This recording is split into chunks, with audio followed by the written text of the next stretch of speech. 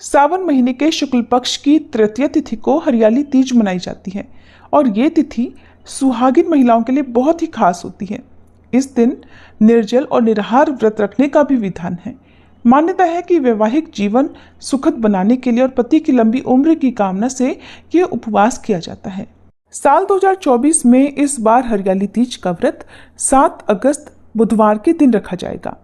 तृतीय तिथि की शुरुआत होगी 6 अगस्त मंगलवार की शाम 7:53 से और समाप्त होगी 7 अगस्त बुधवार की रात 10:06 पर। पूजा का शुभ मुहूर्त रहेगा सुबह 5:46 से 9:06 तक।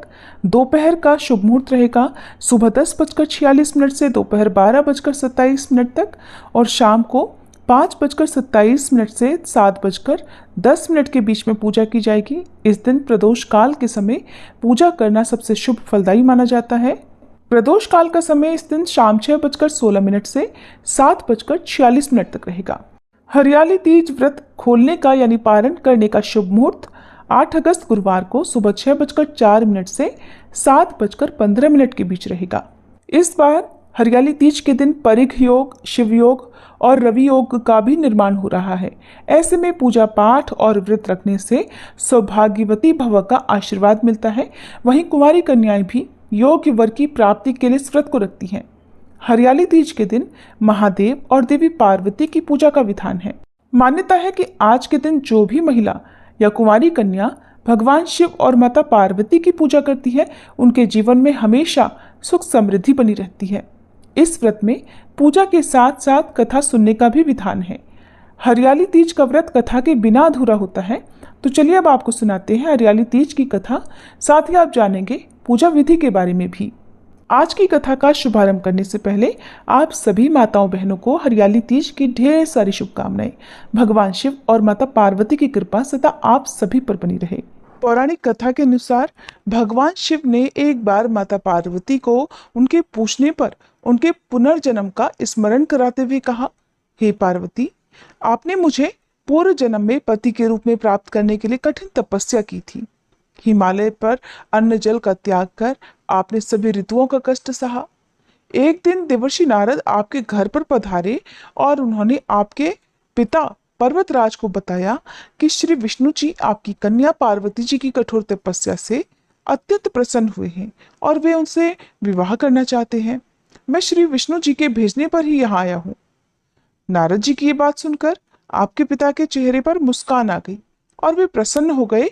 उन्होंने तुरंत ही इस प्रस्ताव को स्वीकार कर लिया और उन्होंने तुरंत ही नारद जी से कहा कि वे अपनी पुत्री पार्वती का विवाह श्री विष्णु जी के साथ कराने के लिए तैयार हैं। नारद मुनि ने विष्णु जी के पास पहुंचकर उन्हें सारी बात बताई।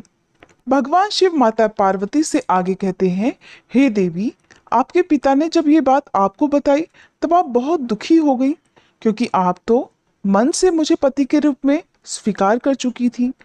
ऐसे में आपने ये बात अपनी एक सखी को बताई और आपकी सखी ने आपको जंगल में ले जाकर मेरा स्मरण करने का सुझाव दिया। तब तुम राजमहल छोड़कर जंगल में चली गई और जंगल में रहकर तुमने मुझे पति के रूप में प्राप्त करने के लिए कठिन तपस्या की। इधर आपके पिता पर्वतराज आपके लुप्त होने पर बड़े चिंतित हो गए। उन्हें ये चिंता सताने लगी कि अगर इसी बीच श्री विष्णु जी बारात लेकर आ गए तब क्या होगा। भगवान शिव देवी पार्वती से आगे कहते हैं, हे पार्वती, आपके पिता पर्वतराज ने आपके लुप्त होने के बाद सैनिकों को भेजकर आपकी खोज शुरू कर दी और उन्होंने धरती पाताल एक कर दिया, लेकिन आप एक गुफा में रेत से शिवलिंग बनाकर मेरी तपस्या करने में, मेरी आराधना में लीन थी और मैं आपकी तपस्या से प्रसन्न हुआ और फिर मैंने आपकी मनोकामना पूर्ति का वचन आपको दिया। इधर खोजते खोजते आपके पिता पर्वतराज भी गुफा तक पहुंच गए। तब आपने अपने पिता को बताया कि कैसे आपने शिवजी को पति के रूप में प्राप्त करने के लिए कठिन तपस्या की। आपने बताया कि अब आपकी कठिन तपस्या सफल हो गई है। फिर आपने अपने पिता से कहा कि अब आप उनके साथ महल को तभी वापस जाओगी जब वे आपका विवाह शिवजी के संग कराने के लिए तैयार हो जाएंगे। पिता पर्वतराज शिवजी और माता पार्वती के विवाह के लिए मान गए और फिर उन्होंने विधि विधान से शिव जी पार्वती जी का विवाह संपन्न कराया। भगवान शिव देवी पार्वती से कहते हैं, हे पार्वती, आपने मुझे पति के रूप में प्राप्त करने के लिए जो कठिन तपस्या की, जो कठिन तप किया, उसी के फलस्वरूप हमारा विवाह संपन्न हो पाया। इसलिए जो भी स्त्री इस व्रत को करती है उसे माता पार्वती की तरह अखंड सुहाग की प्राप्ति होती है और अखंड सौभाग्य का आशीर्वाद मिलता है। हरियाली तीज से एक दिन पहले महिलाएं या कन्याएं हाथों में मेहंदी रचाती हैं और तीज के दिन विवाहित महिलाएं एक दूसरे को श्रृंगार की वस्तुएं देती हैं। श्रृंगार की वस्तुओं में सिंदूर, पारंपरिक वस्त्र, चूड़ियां, मेहंदी, मिठाई, बिछुए, बिंदी आदि शामिल होते हैं।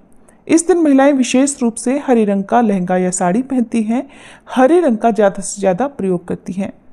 अपने आप को एक दुल्हन की तरह सजाकर सुहागिन महिलाएं 16 श्रृंगार करती हैं। हरियाली तीज के व्रत को निर्जला और निराहार रखा जाता है, लेकिन जिनकी सामर्थ्य निर्जला रहने की ना हो वो इस व्रत में फल, दूध या चाय आदि का सेवन कर सकते हैं।